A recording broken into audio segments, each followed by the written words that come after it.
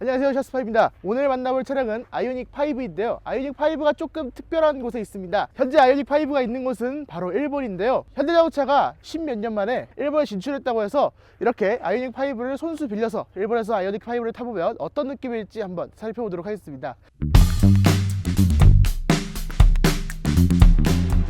네, 국제적으로 보면 이 아이오닉 5의 인기가 굉장히 뜨겁긴 합니다. 올해의 차상을 굉장히 많이 받은 자동차 중 하나입니다. 실제로 아이오닉 5가 일본에 진출했을 때도 올해의 수입차를 받으면서 일본에서 어느 정도 알려지는 계기가 되기도 했었죠. 그런데 아이오닉 5가 슬프게도 일본에서는 그렇게 폭발적인 분위기를 보여주지 않고 있습니다. 일본 전체 자동차 중에 전기차의 점유율이 1%인데 이 아이오닉 5의 점유율은 그 중에서도 1% 정도 될까 말까 한다고 해요. 그러니까 전체 자동차 점유율을 놓고 본다면 굉장히 낮은 수준인 거죠. 아이오닉 5가 일본에서 타보면 어떤 매력이 있는지, 그리고 또 일본의 현지화는 얼마나 잘 되었는지 이런 거를 한번 살펴보면서 일본 사람들이 이 차를 선택해야 되는 이유, 그리고 이 차를 약간 불편하게 느낄 만한 요소에 대해서도 한번 말씀드려보고자 합니다. 그러면 일본에서 타보는 아이오닉 5 시승기 지금부터 시작해 보도록 하겠습니다.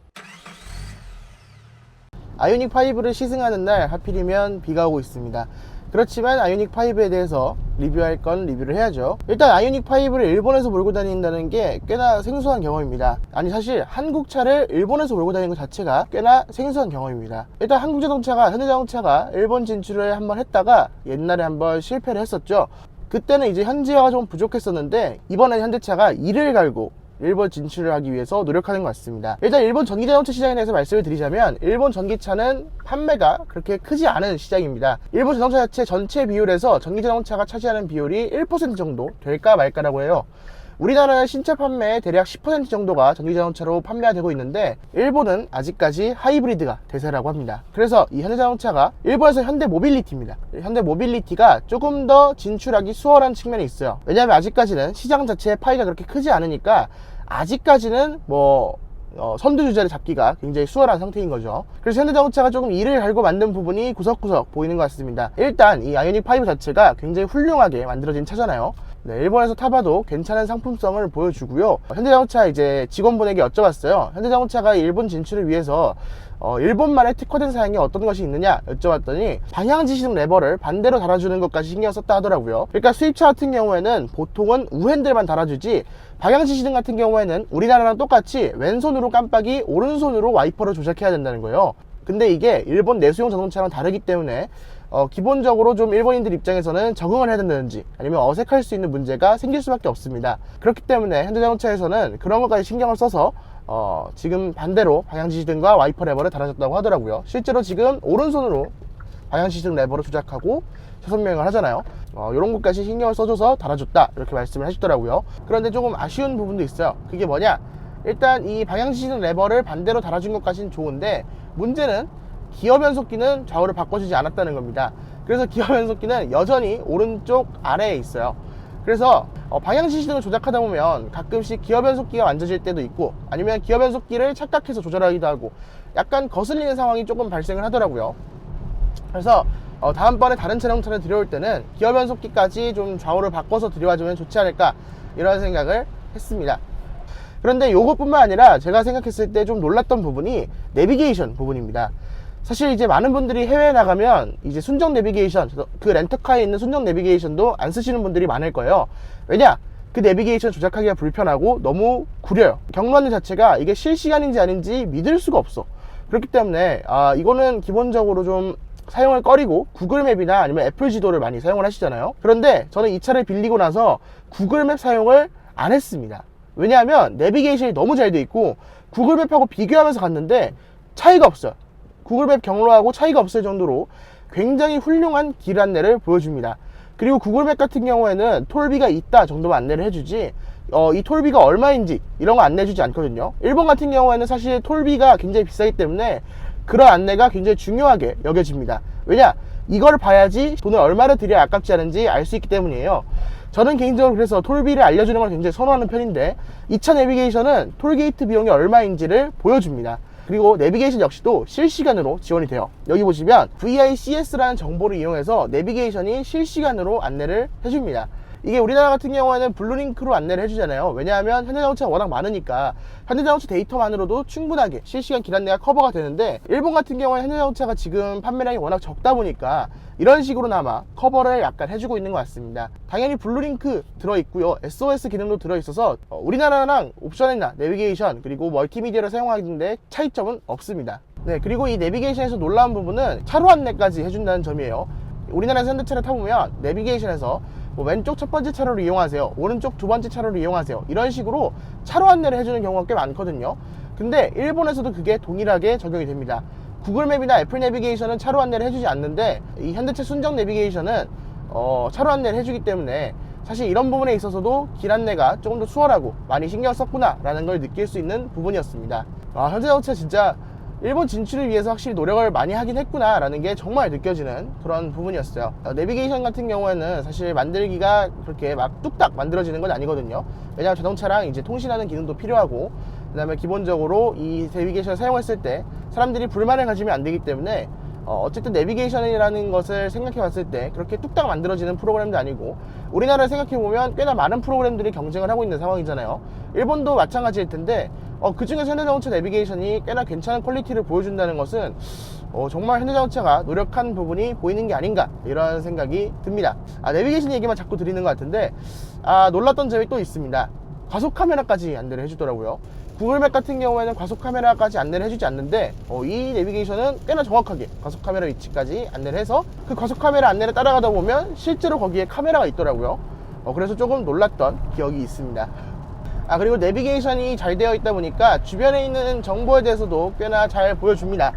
예를 들어서 전기차 자동차 같은 경우에는 전기차 충전소가 상당히 중요한 정보가 될 텐데, 전기차 충전소 역시도 굳이 구글맵에다가 뭐 EV 차저 이렇게 칠 필요가 없이 그냥 자동차에서 급속인지 완속인지 보고 충전하러 가면 되니까 꽤나 괜찮은 퀄리티, 괜찮은 안내 퀄리티를 보여주는 게 아닌가, 이런 생각이 들었습니다. 아니, 우리나라에도 수입차 들어올 때 내비게이션 이렇게 신경 안 써주거든요. 하다못해 지금 뭐 벤츠다, BMW다, 우리나라에서 굉장히 많이 파는 기업인데도 불구하고 내비게이션 신경 안 써준다 말이 얼마나 많은데, 요거 내비게이션 신경 써주는 거 조금 일본 사람들 입장에서 참 뭐 좋아할 것 같기도 한 그런 부분인 것 같습니다. 그리고 내비게이션이 잘 되어 있다 보니까 기본적으로 좋은 부분이 HDA가 정상적으로 작동을 한다는 점이에요. 현재 주행 중인 도로는 간선도로나 고속도로가 아니라 일반적인 시내 도로라서 HDA가 작동되지 않고 그냥 스마트 크루즈 컨트롤러만 작동이 되고요. 고속도로에 올라가면 스마트 크루즈 컨트롤 뿐만 아니라 HDA까지 정상적으로 작동을 합니다. 네, 지금 HDA 기능을 사용해 보고 있는데요. 현재 지금 도로의 규정속도는 80km, 세팅해 놓은 속도는 90km입니다.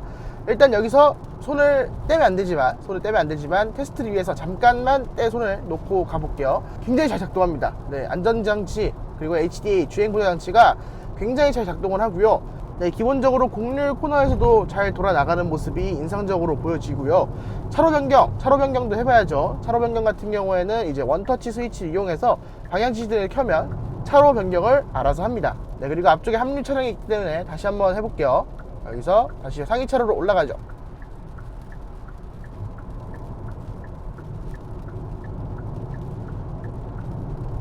HDA2가 상당히 잘 작동되고 있는 것을 볼 수 있습니다. 한국에서만큼 잘 되는 것 같아요. 우리나라, 그러니까 현대자동차의 본거지에서 느끼는 것과 기능 차이가 없다는 것은 그만큼 이 기능이 훌륭하게 작동을 한다는 것을 의미하겠죠. 일본 도로인 거를 생각을 해보면 굉장히 신뢰감 있게 작동되는 주행 보조장치라고 생각이 됩니다. 또한 일본 도로폭 자체가 우리나라만큼 넓지가 않아요. 일본 도로폭 자체가 조금 좁기 때문에 아무래도 좀 이런 부분에 있어서 페널티가 있을 수밖에 없는데, 네, 일본 도로가 아무래도 우리나라 도로보다는 차로폭이 좀 좁습니다. 그리고 이 아이오닉 5는 일본 도로에서 타기에는 지나치게 넓은 차로폭을 가지고 있는 차량이죠. 그런데도 이렇게 차선을 잘 유지해주고 차선을 중간에 잘 따라서 간다는 거, 그리고 옆 차량이 약간 달라붙으면 전측방에 있는 레이더랑 후측방에 있는 레이더를 이용해서 약간 차로의 좌측, 우측 끝으로 붙어서 주행하는 것까지 굉장히 잘 구현해놔서 고속도로에서 운전하기에 큰 부담감은 없었습니다. 제가 이 차량이 일본 차량은 다르게 폭이 넓다 이렇게 말씀을 드렸었는데요. 폭이 넓은 게 장점이 있는 상황은 실내에 여러 명이 탔을 때, 그럴 때는 이제 넉넉한 공간 덕분에 장점이 있습니다. 그런데 그 외의 상황에서는 장점이 정말 찾아볼 수가 없어요. 예를 들어서 이렇게 좁은 골목길을 가야 되는 상황이 좀 있거든요. 일본에서 이렇게 좁은 골목길을 갈 때 다른 차들은 널널하게 가는 길을 저만 너무 타이트하게 간다거나 지나치게 못 돌아가서 한번 후진해야 된다던가 이런 상황들이 꼭 한 번씩 펼쳐집니다. 그래서 일본 자동차들이 폭이 그렇게 작구나 라는 게 딱 체감이 되는 그런 도로 구조를 가지고 있어요. 이런 도로를 주행할 때 조금 더 많이 긴장을 해야지 지나다닐 수 있습니다. 네, 예를 들면 이런 상황이죠.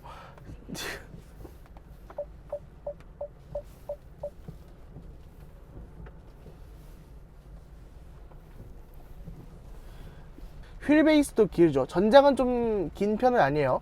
전장은 긴 편이 아닌데 휠베이스는 또 깁니다. 행정방향 자체가 굉장히 넓잖아요. 그런 와중에 차폭도 크죠. 그래서 지금 보시면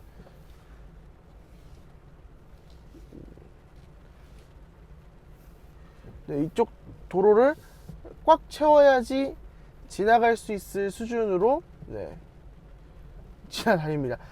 이게 일본 차 같은 경우에는 보통 폭을 1.8m 이하로 맞추거든요. 그래가지고 이제 이런 길을 지나다니기에 조금 이 차량에 비해서는 훨씬 수월한 구조인데, 이 차량 같은 경우에는 글로벌 기준, 그것도 이제 폭이 넓은 나라인 한국과 미국을 기준으로 조금 세팅을 하다 보니까 이렇게 폭이 좁은 곳에서는 운전하기 좀 어려운 부분들이 많이 있는 것 같습니다. 여기도 어떻게 여기를 지나가라고? 어라운드 뷰가 없었다면 아마 네, 정말 운전하기 어려운 그런 자동차가 아닐까 이런 생각이 듭니다. 어라운드 뷰가 있기 때문에 그나마 이 정도라도 한 거지, 야, 어라운드 뷰가 없었으면 이거 운전 어떻게 했을까 싶을 정도로 네, 진짜 운전하기 참 힘든 차종입니다. 일본 도로의 폭이 워낙 좁다 보니까 폭이 넓은 게 좋은 것만은 아니구나 라는 생각이 빡 듭니다. 그리고 폭이 넓어서 좀 단점인 부분이 또 있죠. 일본 같은 경우에는 이제 대부분의 주차장이 기계식 주차장으로 이루어져 있는 경우가 많이 있습니다. 뭐 호텔 주차장 같은 경우에는 그렇지 않은데 일본 거주지에는 보통 기계식 주차장을 탑재하고 있는 경우가 굉장히 많습니다. 그런데 이 아이닉 5는 기계식 주차장에 들어가지 못해요. 그래가지고 이 차량을 구입하는 분들은 보통 개인 주택을 가지고 있는 분들, 그리고 개인 차고를 가지고 있는 분들이 이 차량을 구입한다고 합니다. 이 차량의 수요층 자체가 일단 전기차를 살려는 층 자체가 적은 데다가 심지어는 그런 의사를 가진 사람마저도 제대로 된 개인 차고지를 갖고 있지 않거나 혹은 자주식 주차장, 그러니까 우리나라 지하주차장처럼 그렇게 쭉 펼쳐진 주차장을 가지고 있지 않은 데에 거주하는 사람들은 이 자동차를 구입하고 싶어도 구입할 수가 없는 거예요. 차를 세울 수가 없으니까 구입하기가 좀 꺼려질 수밖에 없겠죠. 그래가지고 이렇게 폭이 넓은 자동차를 구입한다는 것 자체가 일본에서는 굉장히 큰 도전이라고 합니다. 실제로 보니까 이거는 안 들어가겠다 싶은 주차 환경이 굉장히 많습니다. 그래서 그 이유 때문에도 좀 덜 팔리고 있는 것이 아닌가 이런 생각도 또 하게 되었습니다. 여러분들이 아마 가장 궁금해하실 부분은 일본에서 이 차의 실제 반응이 어떤지가 궁금하실 겁니다. 일본에서 아직까지 그렇게 폭발적인 판매로는 이어지지 않고 있는데 관심은 굉장히 많이 받고 있다고 합니다. 실제로 제가 차를 타고 다녀봤을 때 사진을 찍히거나 아니면 다른 사람들이 쳐다보는 경우가 굉장히 많았습니다. 여기는 이제 틴팅이 안 되어 있다 보니까 운전자들이 어떤 시선 처리를 하고 있는지가 보이거든요. 그런데 옆 차로에 지나가면서 이 차량을 이렇게 뚫어지게 쳐다보고 가는 경우가 상당히 많았습니다. 심지어 어떤 분들은 사진을 찍기도 하셨고요. 걸어가는 분들 중에서도 제가 횡단보도 앞에 서 있으면 사진을 찍고 걸어가는 경우가 상당히 많이 있었습니다. 차 좋아하는 사람들이 모여있는 모임 같은 거 있잖아요. 그런 모임을 하시던 분께서 제 차를 보시더니 저거 한국의 아이닉 5다, 현대 브랜드다, 뭐 이렇게 말씀도 하시기도 하셨습니다. 주말에 이 차량을 시승을 많이 하시는데 시승까지도 모두 풀 부킹이었다고 합니다. 그러니까 시승차가 이제 다 차 있었던 상태였던 거죠. 네, 그렇기 때문에 상당히 많은 관심을 받고 있는데 아직까지 판매는 그렇게 폭발적으로 이어지지 않는 상황이다, 이렇게 보시면 될 것 같습니다. 네, 근데 아쉬운 부분도 있습니다. 이 차량이 전기자동차잖아요. 근데 일본 전기자동차 인프라가 그렇게 좋은 편은 아닙니다. 물론 내비게이션에 급속을 찍어보면, 여기서도 충전소를 찍어보면 굉장히 많은 급속 충전기들이 나옵니다. 그런데 급속 충전기가 조금 그래요. 왜냐하면 급속 충전기가 그렇게 빠르지 않은 충전기를 가지고 있습니다. 웬만한 충전기의 출력이 50kW를 넘지 못합니다. 그래서 이걸 완충하려면 급속 충전으로도 1시간이 넘게 걸리고요. 그 다음에 완속 충전 같은 경우에는 3kW 시의 완속 충전기가 대부분이에요. 그래서 완속 충전을 하려고 해도 완속 충전은 거의 20시간 넘게 걸리죠. 24시간이 걸리고, 급속 충전 같은 경우에는 80%까지만 채운다고 해도 약 1시간이 걸립니다. 그래서 이 큰 배터리를 채우기에 인프라가 다소 부족하지 않은가 라는 생각이 듭니다. 물론 충전기 자체는 굉장히 깔끔하고 고장도 나 있는 충전기가 잘 없었고, 그 다음에 충전 사용법 자체도 외국인인 제가 사용하기도 굉장히 쉬웠었는데, 충전기 자체가 좀 너무 느린 충전기들만 있어서 이런 부분은 너무 아쉽게 느껴졌습니다. 이 아이오닉 5의 장점 중에 하나가 빠른 충전이잖아요. 빠른 충전이라는 장점이 너무 퇴색되고 있는 느낌이라서 이런 부분은 좀 현대자동차에서 우리나라 이핏 있잖아요. 이핏 같이 일본의 어떤 충전 사업자랑 손을 잡고 초급속 차대모를 많이 공급을 해서 인프라를 좀 깔아줘야 되는 문제라고 생각을 합니다. 테슬라 같은 경우는 슈퍼차저가 있잖아요. 슈퍼차저 같은 경우에는 일본에서 같은 출력을 제공을 합니다. V3 같은 경우에는 250kW, V2는 120kW 이렇게 같은 출력을 제공해 주기 때문에 상대적으로 테슬라에 비해서 인프라가 많이 떨어지는 거죠. 이 아이오닉 5가 주로 팔리는 도쿄 혹은 요코하마 주변만이라도 초급속 충전기를 많이 찾는 길목에다가 한 곳 내지 두 곳 정도만 깔더라도 이 아이오닉 5를 선택할 가능성이 조금 더 올라가지 않을까 이런 생각을 하게 합니다. 어쨌든 현대자동차 거점에서 충전을 할 수 있도록 만들어 줘야 될 것 같습니다. 일본 같은 경우에는 시내에서 충전할 수 있는 곳은 대부분 자동차 매장이에요. 자동차 쇼룸에 가서 충전을 해야 되는데, 제가 이 차량을 닛산 쇼룸에 가서 충전을 하면서 이건 좀 아닌 것 같은데 라는 생각을 좀 했었습니다. 그러니까 우리나라로 치면 현대자동차를 끌고 벤츠 매장에 들어가서 벤츠 충전기를 물리고 있는 거나 다름이 없는 거죠. 약간 눈치 보이기도 하고 조금 현대자동차로서 프라이드도 좀 떨어지는 것 같고, 네, 여기서 이 차량을 선택하는 고객들은 대부분이 현대자동차를 굉장히 좋아하시거나 아니면 한국차라는 걸 어떻게 한번 타보고 싶어서 구입하시는 분들이 많을 거예요. 그런데 한국차를 막상 샀는데 충전은 닛산 매장에 가서 충전을 해야 되고, 또 혼다 매장에 가서 충전을 해야 되고, 좀 이런 거는 좀 말이 안 된다고 생각하잖아요. 저도 어제 그래서 닛산 매장에서는 급하게만 충전을 하고 다시 현대차 매장으로 돌아와서 충전을 하려고 봤더니만 충전기가 꺼져 있더라고요. 닛산 매장은 문을 닫아도 충전기를 켜놨는데 현대차 매장은 문을 닫았을 때 충전기를 껐습니다. 그래서 현대차 매장에서 충전을 하고 싶어도 충전을 못했고, 결국에는 닛산 매장으로 다시 돌아와서 충전했던 그런 아픈 기억들이 좀 있습니다. 그렇기 때문에 현대차를 좀 거점을 늘려서 충전을 많이 해줄 필요가 있어요. 아니면 충전기에다가 현대자동차 마크만 붙여놔야 되잖아요. 엠블럼만 붙여놔야 되니까 그렇게라도 조금 홍보를 해가면서 전기자동차를 구입하려는, 그리고 전기차를 구입한 층한테 재구매를 유도할 수 있도록 조금 만들어주면 좋지 않을까 이런 생각을 하게 됩니다. 현재 테슬라 같은 경우에는 우리나라의 슈퍼차저를 굉장히 적극적으로 깔고 있기 때문에 테슬라 오너분들께서 나는 승차감이 좀 불편해도, 그리고 오토파일럿이 없더라도 슈퍼차저 때문에 테슬라를 구입하고 싶다 라고 말씀하시는 분들이 상당히 많거든요. 그런 것처럼 현대자동차도 일본에서 자기만의 충전 인프라를 좀 가져가 준다면, 이런 인프라 하나 덕분에 내가 현대자동차를 믿고 타지, 이런 이미지를 보여줄 수도 있지 않을까 이런 생각이 듭니다. 테슬라 슈퍼차저는 여기서도 꽤 많은 곳에 있습니다. 거리에 돌아다니다 보면 슈퍼차저 간판이 한 번쯤은 꼭 보여요. 그리고 슈퍼차저 슬롯 역시도 대부분이 많이 비어있는 상태입니다. 그런 걸 보면 테슬라가 부럽다, 테슬라를 사고 싶어진다 이런 생각이 들죠. 그리고 슈퍼차저가 충전도 월등히 빠르니까요. 여기 일본에서는 이핏도 없으니까 슈퍼차저가 몇 배는 더 빠르게 충전이 되기 때문에 그런 인프라를 보고 현대자동차도 조금 투자를 해줬으면 좋지 않을까 이런 생각이 듭니다. 일본 내수에서 판매되는 양만 해도 꽤 됩니다. 그렇기 때문에 이 시장을 조금 현대자동차가 한국이 자신 없는 시장이라고 보지 말고 조금만 더 충전 인프라에 대해서 투자를 해주는 것도 괜찮은 선택이 아닐까 이런 생각을 감히 해보게 됩니다. 근데 일본 자체가 충전 인프라가 좀 부족한 것 같긴 하더라고요. 그러니까 충전기는 많고 전기차는 적어서 충전을 하기 어려운 환경은 아닌데 충전기 속도가 너무 느려서 한국 사람 입장으로서 조금 속이 터지긴 합니다.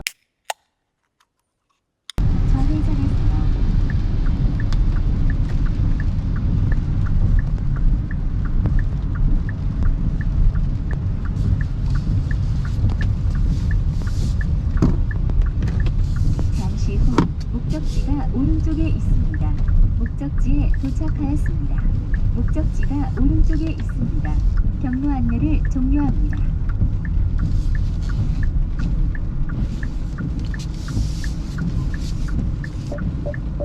저는 지금 현대자동차 내비게이션에서 안내한 대로 서비스 센터에 와봤는데, 현재 현대자동차의 직영 서비스 센터는 지금 제가 알기로는 한 곳이 있고요. 저기 있는 정비 공장은 외주를 줘서 스즈키 공장과 함께 뭔가 작업이 되고 있는 것 같습니다. 이렇게나마 서비스 센터를 확충한다는 점에서 꽤 괜찮은 것 같은데, 직영 서비스 센터 예약이 어떤지를 몰라서 쉽게 서비스 인프라에 대해서는 조금 말씀드리기 어려울 것 같습니다.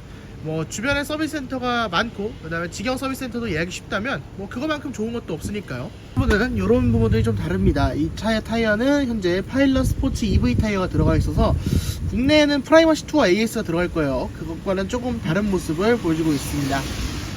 그 다음에 또 다른 부분은 이 부분, 여기서 충전 포트가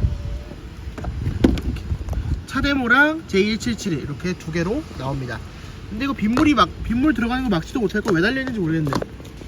그 외의 부분은 전부 동일한 사양을 보여주고 있고요. 5 반납하고 이제 제 차 렌터카 타고 돌아다닐 생각입니다.